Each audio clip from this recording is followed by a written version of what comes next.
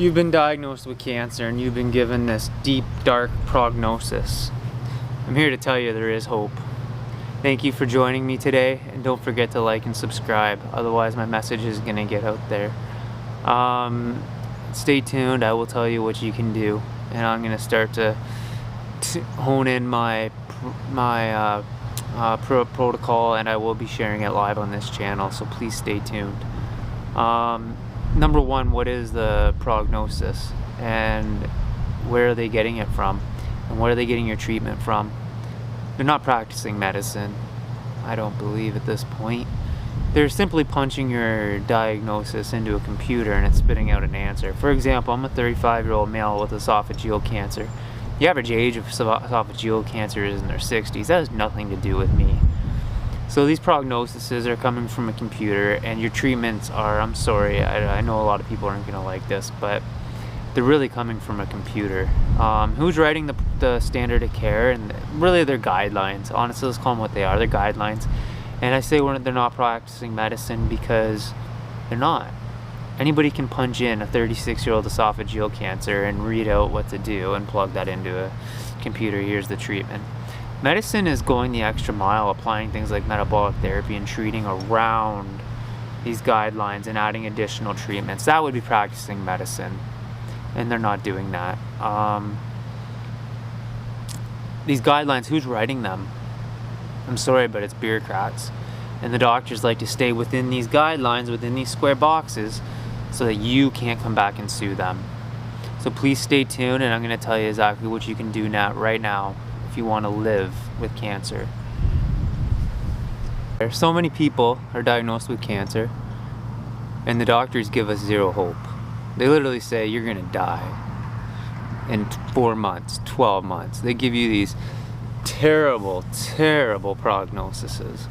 If this is you, I'm telling you right now, you got a chance, you got hope. They don't know what they're talking about. I'm looking pretty good. I'm going on 20 months. They gave me 3 months to live. They said 12 months would be the most with treatment. I don't know, I think I'm doing great. I feel better now than I ever did. I did take standard of care. They gutted me. They ripped me apart. They gave me an esophagectomy. They cut my stomach in half. Cut out 7 centimeters of my esophagus.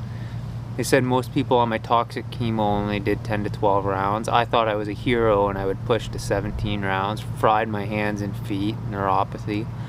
Did all this horrible, horrible damage. Was it necessary? Well, it definitely helped. I'm not gonna lie. I'm definitely alive because the chemo worked. I had a good response to the chemo early on. Did I need to push things this far and try this hard? I'm here to tell you no. I took it way too far. My oncologist did tell me that it wasn't necessary. My immune therapy could work, and I just thought I'd push it harder than necessary. A lot of questions over whether or not I needed it. But what can you do right now? The oncologist is giving you little hope. I'm telling you right now, there is hope. The first thing you got to do is change your diet. That's number one. You got to get into a therapeutic state of ketosis. The part that I've been missing this whole time, I think I finally figured it out. Not only is it about a ketogenic diet or a carnivore diet's ketogenic diet, Mediterranean diet's ketogenic. I don't care, pick one. It doesn't really matter. The scientific literature says that you need to be in a therapeutic state of ketosis. I spoke with a doctor the other day that is applying Professor Seyfried's work, and he said it doesn't matter. And he's right. The literature doesn't care what you're eating. It just cares that you're in a therapeutic state of ketosis. We'll get more into what those numbers need to be in coming video with my updated prognosis. We'll get more into the research on that with that video. But that's what matters. You got to be in a therapeutic state of ketosis. If you do that, their prognosis already lying to you. They don't know. They don't have an answer. I've chosen carnivore diet. When you're battling cancer, you're taking some chemo at some point or anything. I think the high levels of fat are very important to maintain your weight. There's not much of me left. I don't care. I'll show it off. Like, I'm skinny. There's not much arms left. I was 160 pounds, I'm down to 120 pounds. Having that extra, there's a little bit of raindrops. Having having the extra fatty ribeye, I think made a big difference. It's really helped levelize my weight loss. This cloud's about to blow over. So I went with carnivore diet. I highly recommend that everybody starts with ribeyes only, goes to a complete elimination diet, gets the Keto Mojo meter. I've made a video on that, check my videos. If you're not checking, you're not fighting cancer. That's the reality. You can say, oh, I'm on a ketogenic diet all you want, I got cancer, I'm fighting my cancer. No, you're not. Get in there, check your GKI. You need to ensure that you got to calorie restrict as well. I think that's partially where I went wrong. Next to that, when it comes to supplements, I'm just learning, and I have some scientific literature on it. Fembendazole in lower doses. Like I was taking Memben in the morning and night, and I was taking Femben at lunch. I'm now learning that the protocol is that's just not enough. It's looking like it's more around 50 milligrams per kilogram of body weight. I was taking around, so if you do the math on that, that works out to 2-3. I was around 5. I was just under 500 milligrams. I'm 125 pounds right now, so 57 kilograms, I believe. I really need to be around 900 or 1,000. I haven't done the math yet. Again, when I do my new protocol video, I'll show my new dosing of Femben and Memben. It's a high dose. You got to get up there, I think. This isn't medical advice. Do your research, read the literature. Number 1, therapeutic ketosis. Number 2, Fembendazole. There's a bunch of benefits from it. I'll get into that when I do my protocol video. And Memben, same thing. It really affects the glutamine pathways, and there's a lot of advantages to it. Number 3, Dawn seems to be very important. I didn't realize that I possibly could pull off getting access to Dawn. I think Dawn's a key part in the Seafried protocol. You can do it.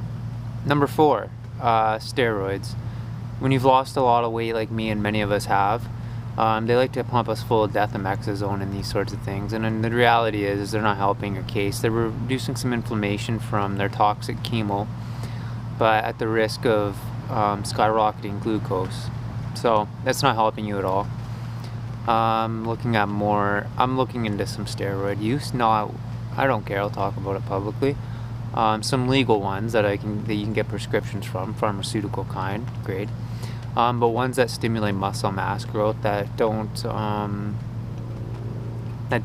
produce estrogen, and that don't increase glucose. So there's a few that will do that, and there are some cancer studies on cancer patients using these sorts of steroids. I forget the exact name, I'm sorry, but when I do my protocol video. So you can do that. You can do that on your own. You can get access to these things. There's all these things that you can do that their protocols just don't account for. I'm learning this 20 months in. Learn it now. Join me. Come on, let's live together. That's the next thing that I'm looking into. And then the last thing is hyperbaric oxygen chamber. When you're in a therapeutic state of ketosis, when you have Dawn, when you're pressing and pulsing the cancer, read Professor Seafried's Press Pulse. It's a publication he has. Read it. It's called Press Pulse. Just Google search Professor Seafried Press Pulse. If you want to live, start reading the literature. You can follow my channel. I do videos like this. I'm getting more and more tuned in to exactly how to apply this stuff. It took me a long time. It didn't come from a scientific background. It came from finance. You may be in the same boat, but I'm gonna figure this out. And I'm gonna be able to get this down to a nutshell, and figure really out how to press pulse this cancer. You can live. You don't have to listen to their bullshit. You're gonna die in 4 months. That's the next thing. Stress management.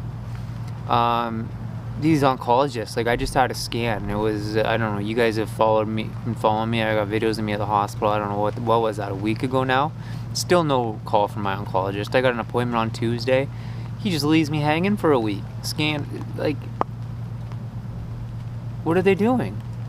Scan anxiety is a real thing. I'm sitting there, like, people, like, I'm okay because I've been doing this long enough. I'm fine, but it makes me angry for those of you that are new to this. They're not following up with you. They're not helping you. And you're sitting there, and that's going to be stressful, especially to people that it's their first or second or third scan pretty early on. It's really going to bother you, and that's going to spike your glucose. So you got to learn really quickly just to let things go. Let it go. No need to be stressed. Things like neural feedback, things like massages. There's lots of things you can do. So you got to work on your stress levels. You got to manage that, because reducing stress reduces cortisol levels, reduces glucose. That's a big part of the press pulse. Diet, weight, muscle mass, glutamine. You got to take care of glutamine. So high dose fembendazole. You got to get into the scientific literature on all this stuff, guys. Dawn, and stress management. So these are all the things that you're going to put together to come up with the perfect protocol. It is raining hard. So that's where I'm at. I'm about to publish my protocol video. That'll be coming out soon, but that's where I'm at. Everything I just outlined is going to be the key targets of my new protocol. This is how I'm going to press pulse this cancer. And I'm at the point where I'm pretty optimistic it's going to work. If not, I will travel to a doctor to oversee me, to help me do the press pulse process. If you're diagnosed with cancer right now, you got hope. Their prognosis is based on their crap standard of care. I'm sorry. That's with them radiating chemotherapy pumped into your body, major surgeries. So your body's, it's at the expense of your body recovering, and it doesn't have the chance to fight the cancer. There is hope though. You can apply metabolic therapy right now. You can get into the literature. You can manage this thing. Look at me, I'm doing great. Look at Jeff DePosperis. Look at all of these. Look at Sammy. Look at Dr. Nee. Look at Brittany. Stage 4 cancer, all of them. And there's more. The list goes on and on and on. And these people are outliving their prognosis every single day. I feel pretty good. I can golf 18 holes 2 days in a row. So you can get out there, you can apply this stuff to your life, and you can beat their prognosis. They don't know what they're talking about. That's with their crap standard care. I think if you're diagnosed with cancer right now today, stage 1 to 4, I'm not so sure running into chemo is the best answer. I think applying a press pulse process, like Professor Seyfried talks about, the press pulse process. I think calorie restricted ketogenic diets, all the things we just discussed. I think that's the first call to action. Cancer diagnosis is a psychological emergency. It is not a physical one. If I had glioblastoma, if I had any sort of brain cancer, would I radiate the brain? Honestly, if they can go in and debulk it. If they just did a, if I'm not having seizures and I'm not having any urgent risks, all my research, everything I know right now, you go into the scientific literature, if you're taking their chemo and radiation, you're going to live 8 to 12 months, and that's it. Glioblastoma is 100% mortality. Look at Pablo, living 12 months. You got hope. Not 12 months, he's alive 10 years. Glioblastoma, man. Some people say he does have a certain gene that reduces glutamine uptake. I don't know about that, but you can get Dawn. You can take high dose fembendazole. You can create the same environment where the cancer can't grow. They can do a cradiotomy every 5 years or so and debulk that cancer every 3 years. I mean, would I take standard care if I started all over again? I was in a situation where I had to. I went downhill within 3 weeks. I was bedridden. Worst pain of my life. I couldn't lay down flat. Like, it was awful. I was in a state, I was delusional. I spent the first 6 months in full recovery from that, and the chemo I was responding well. I didn't have the ability to do this research and go deep into the literature. I didn't have the energy, I didn't have the mental clarity. There was no way, like I was just out of it. My loved ones and family obviously were trying to act in my best interest, so standard of care was in my best interest at that point because I couldn't. Metabolic therapy is something you have to apply to yourself. Get into the literature, get into Professor Seyfried. There's many other publications out there, many other doctors working on it. Stay tuned for my updated protocol. It's coming soon. I even talked a little bit about rotating ketogenic diets. I don't think I'm going to go that route yet. It's definitely on the table, but I don't think I'm there. I think I'm going to do strict calorie restricted carnivore and use some of the other things outlined today, and I think I'm gonna really aggressively press pulse this cancer and get the appropriate things. Alright guys, thanks so much for joining me today. This rain's pretty much gone now, but everybody have a great day now. Bye.